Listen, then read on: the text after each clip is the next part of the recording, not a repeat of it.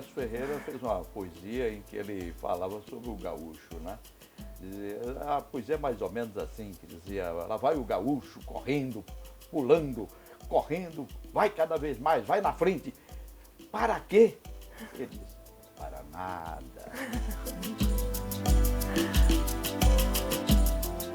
Hoje conversamos com o ministro do Superior Tribunal de Justiça, Castro Meira. Ministro, o senhor foi relator de uma decisão importante que bloqueou recursos do Estado do Rio Grande do Sul para garantir o pagamento do tratamento de uma paciente com Alzheimer. Sendo um direito constitucional e um dever do Estado garantir a saúde pública, o senhor entende que cumpre ao poder público fornecer todo e qualquer medicamento aos cidadãos? Em primeiro lugar, eu não ignoro as limitações de recursos, as limitações orçamentárias. Durante algum tempo, eu fui assessor de programação e orçamento no estado da Bahia, acho que 2 ou 3 anos, de tal modo que eu trabalhei diretamente com essa matéria. A questão que surge é que nós temos que entender o âmbito em que é tomada a decisão aqui no STJ. O STJ não pode rever as premissas fáticas que são adotadas pelos tribunais de apelação. Nessa hipótese, eu penso que o tribunal não sinalizou a existência de qualquer impossibilidade jurídica ou impossibilidade econômica do Estado de atender aquela paciente. E era um caso em que estava em jogo um bem maior, um valor maior que é consagrado na Constituição, que é o direito à própria vida.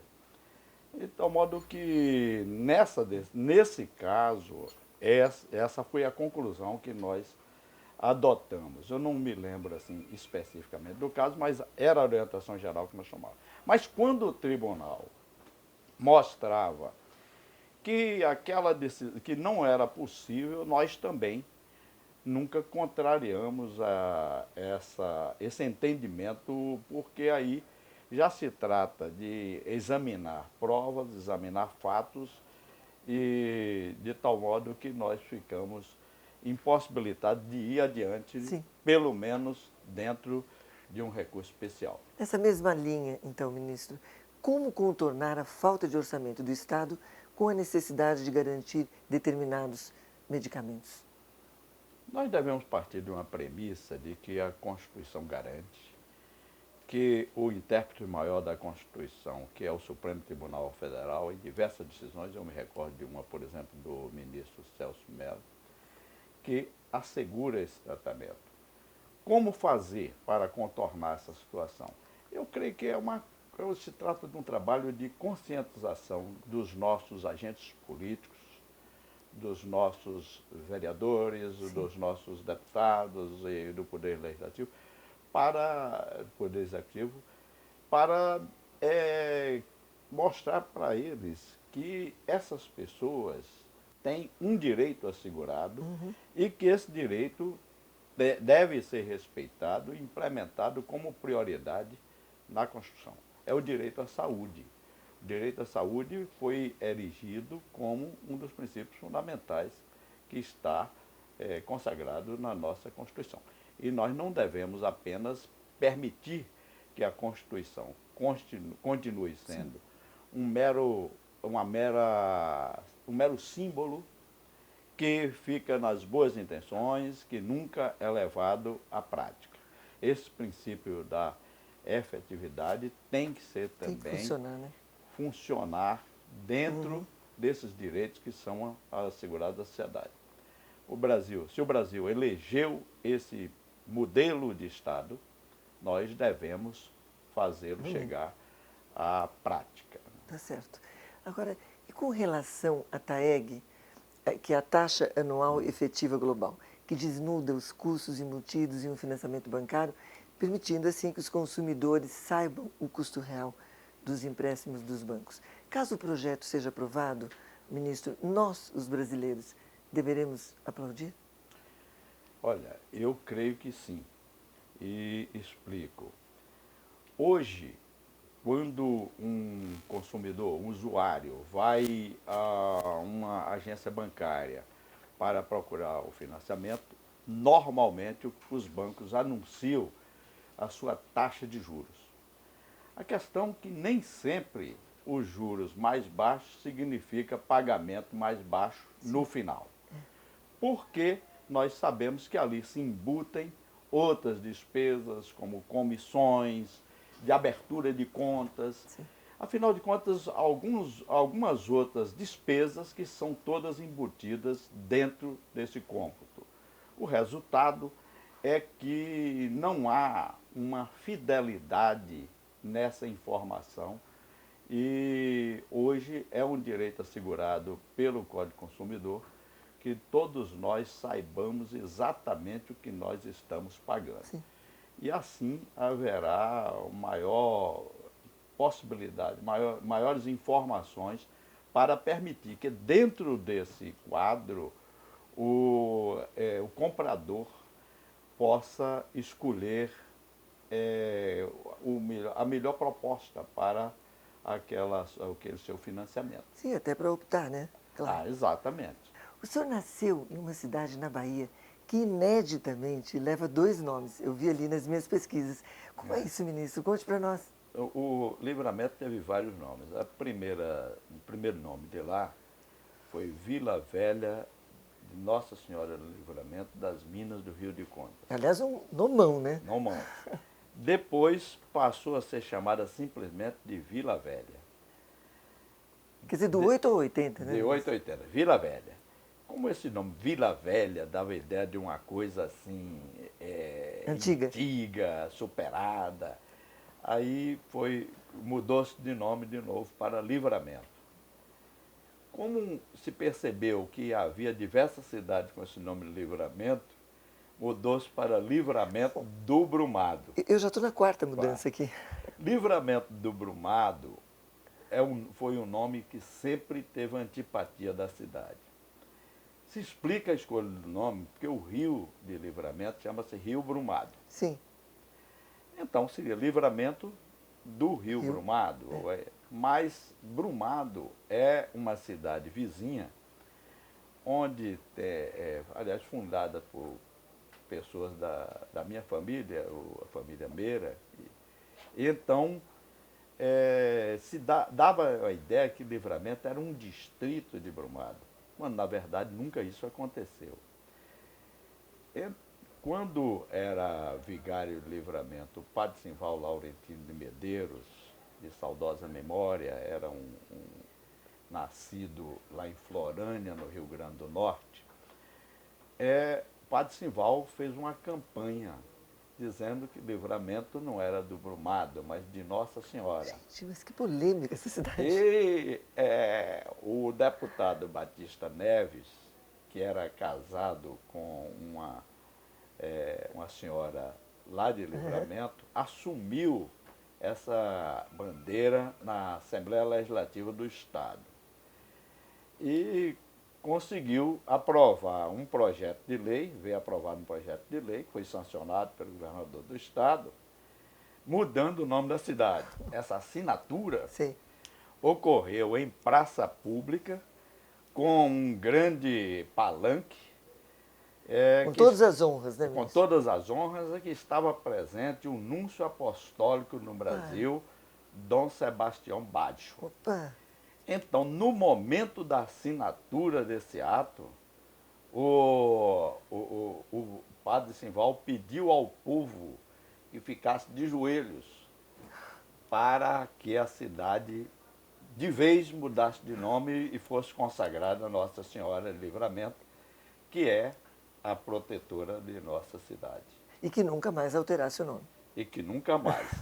A questão toda é que nos documentos federais, Livramento continuou se chamando Livramento do Brumado. Tá. E o pior é que muitas vezes a gente vê erradamente escrito Livramento de Brumado. Tem alguns documentos meus que vêm assim.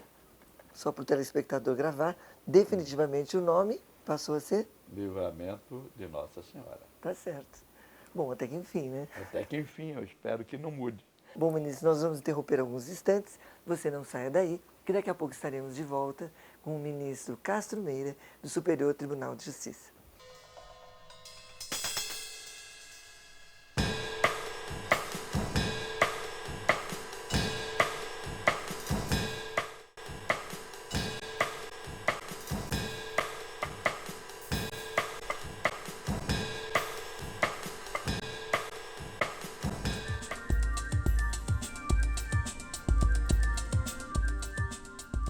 De volta com o ministro Castro Meira, do Superior Tribunal de Justiça. Ministro, voltemos ao trabalho. É correto que a Constituição de 88 diminuiu o papel do Legislativo? Eu creio que não. O que houve, talvez, foi o que o Poder Judiciário encontrou, talvez na inação do Legislativo, o campo fértil para exercitar certos poderes que também estavam na Constituição, né?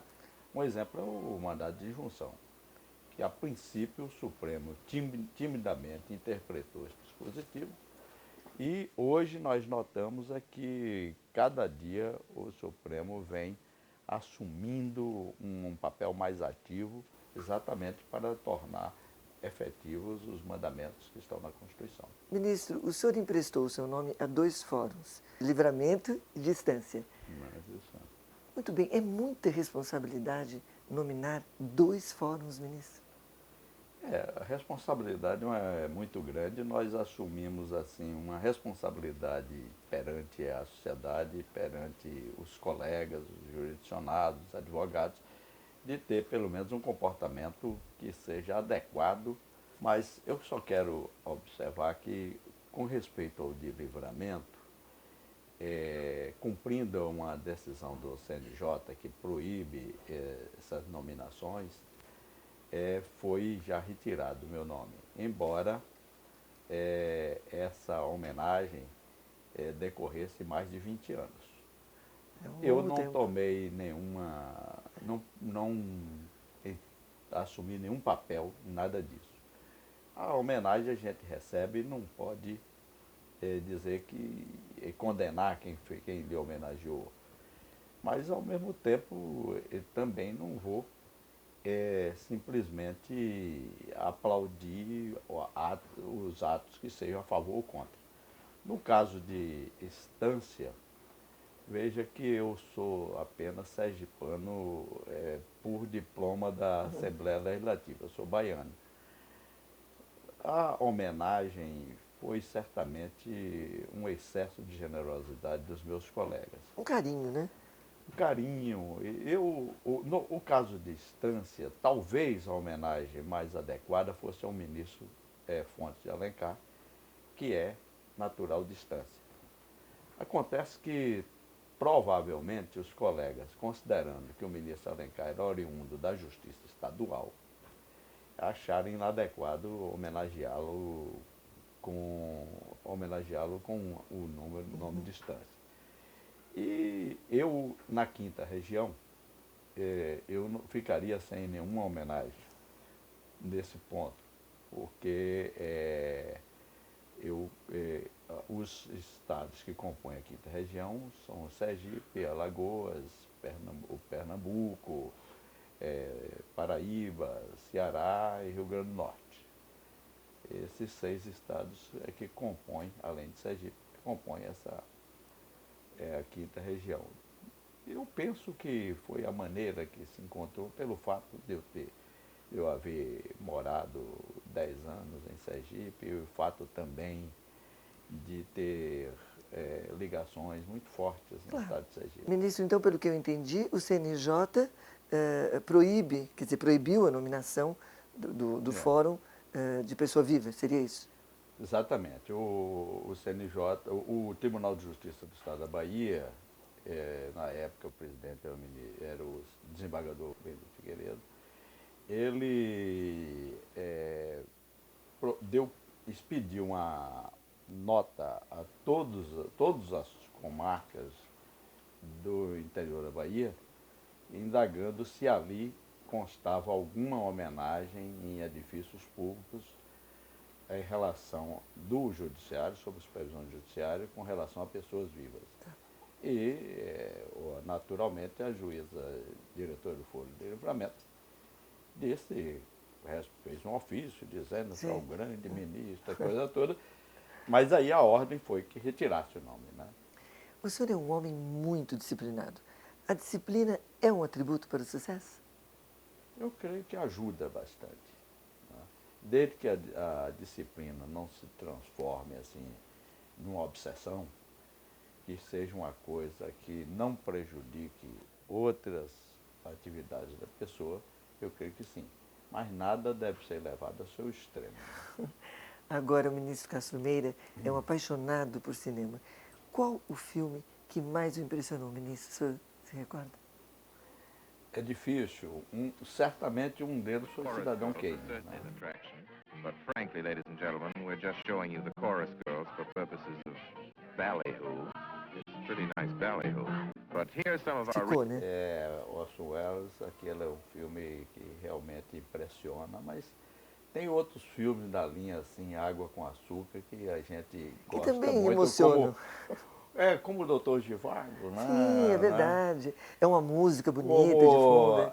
a Noite Sonhamos, que também é sobre música. Bom, o né? ministro é um Sobre homem romântico, pelo que eu estou vendo. Pois é, gente, eu não sei, eu acho que sou. As outras pessoas que são têm maior independência, maior autonomia para julgar a gente.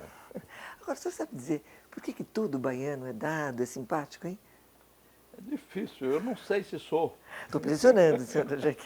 Eu não sei se sou. Eu sei que tem alguns baianos que são, mas também tem paulistas que são.